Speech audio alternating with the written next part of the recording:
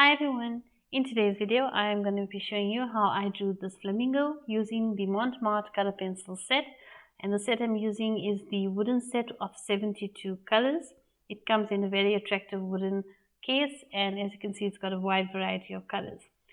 So when I started drawing, I initially started with a graphite pencil sketch. I'm using a regular Staedtler HB graphite pencil for the sketch. I'm trying not to press too hard with the pencil. I'm keeping a light hand when I'm sketching so that I don't damage the tooth of the paper and that I can erase it and make it lighter when I'm going to be adding the layers of the color pencil later, because we don't want the graphite lines to be showing through on your final piece.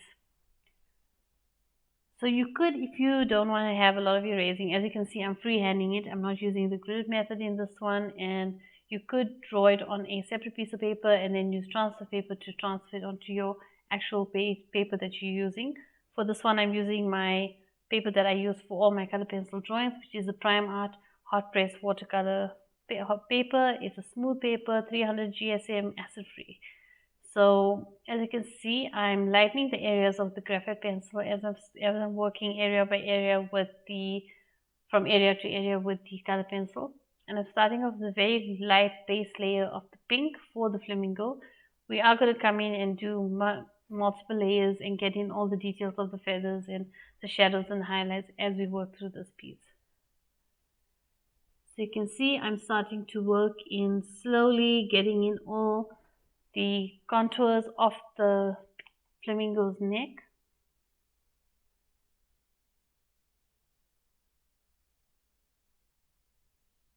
And I'm alternating different colors. I'm not sticking to one color. I start off with a light color and then I move to darker colors.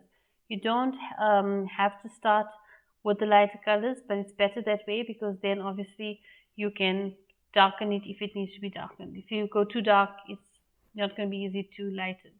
And there you can see I just went over it with some mineral spirits just to see how these pencils blend, because I use the odorless mineral spirits with all my other color pencils, especially my Faber-Castell polychromos and my Derwent light fast pencils, even the luminous, and it works well with those. But I wanted to see how it works with this, and it works quite well, although you do need to have a lot of pigment down before you can blend.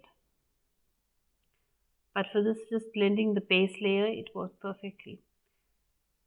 So you can see I started adding some of the details of the beak and of the eyes and the face. I will come back to it and add more detail later. I'm just now trying to add in some of the feathers, and just to get the base color over all the feathers, I'm going to come through with a variety of colors. Now, I'm not specifically mentioning the colors I'm using because obviously every brand of pencils have different names, and I don't really pay close attention to the colors. I just pick a color. I got a scrap piece of paper beside me when I'm working. I draw a little scribble on there and see what the color looks like. If it looks like what I need for my piece, then I start using it. If it's not right, I take another one. Sometimes on the piece itself, I start working with the color, and if I see it's not the right color, I just move on and pick another color. So it's not as necessary to have the correct colors. The main thing is you need to have the shadows and the highlights have to be correct. You need to make sure that the direction of the feathers are correct, they overlap one another, so then you must define those shadows as they overlap one another, and that's more important than the actual color. Having the right color doesn't mean that it's going to be more realistic. You can have the perfect colors, but if you do not lay them in the correct way and you do not apply them in the correct way, you still may not come out with that realistic looking drawing that you want to achieve. So it's very important to pay close attention to how you layer the pencil and not too much on the color. Obviously you'll need to use pinks for the peacock. You'll need to have some orange in there. You'll need to have some pale pinks. You need some peach colors in there as well. But that's fine. You can use them, but you don't need to have a specific color. Like I need maybe a bright pink, and you only need to use a bright pink. And then if you need a pale pink, and you only use a pale pink. You're going to be mixing the colors together, and you're going to be trying out different colors. Different areas will need different color pinks. Shadows will need darker colors. You may even need some other colors for shadows, like purples, and to darken up really dark shadows. So it's not necessary that you're only going to be using the correct color. You just need to see how your shadows go down, how your layering goes down with the color pencils. So this was just a quick illustration that I wanted to do. I just wanted to get a feel of this pencil and see how these pencils work. Obviously, these pencils, they layer quite well, so they work perfectly for illustrations and quick drawings and studies. So they will work perfectly if you want to do anything like that. These are more wax-based. I'm assuming they're more wax-based because of how they go down on paper. So they can be layered just like oils, and it can be blended as well with the mineral spirits. But also remember, blending with the mineral spirits, you're going to get some of that. When you're blending, you're going to lose some of the details that you add on. So bear that in mind when you're using the mineral spirits.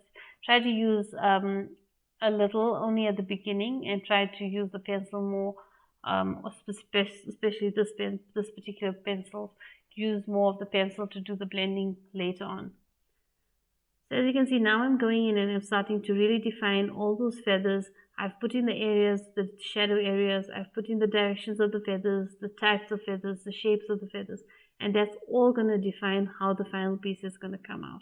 I've put the shadows on the beaks, on the beak, I've put the area on the eyes, I've colored that in, I've even put the shadows, and I've left the lighter areas for the highlighted areas, which are the lighter areas of the feathers. And I've also defined the legs and put in some of the shadows there, because they have a sort of gray, they could have a pinkish to gray color legs. It depends on the reference photo that you're using. Also pay close attention to the lighting of your reference photo, because the lighting also plays a big part in the colors that you're going to use for your final piece. So my overall view or my review of these pencils is that they're definitely worth trying. They work perfectly for studies or for quick drawings or for illustrations.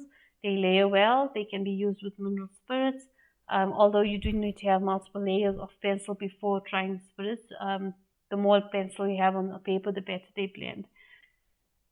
So I guess that's it for this video. Thank you so much for watching. If you've enjoyed this video and it's been helpful, then please don't forget to hit the like button and share, and also don't forget to subscribe. Till the next one, bye.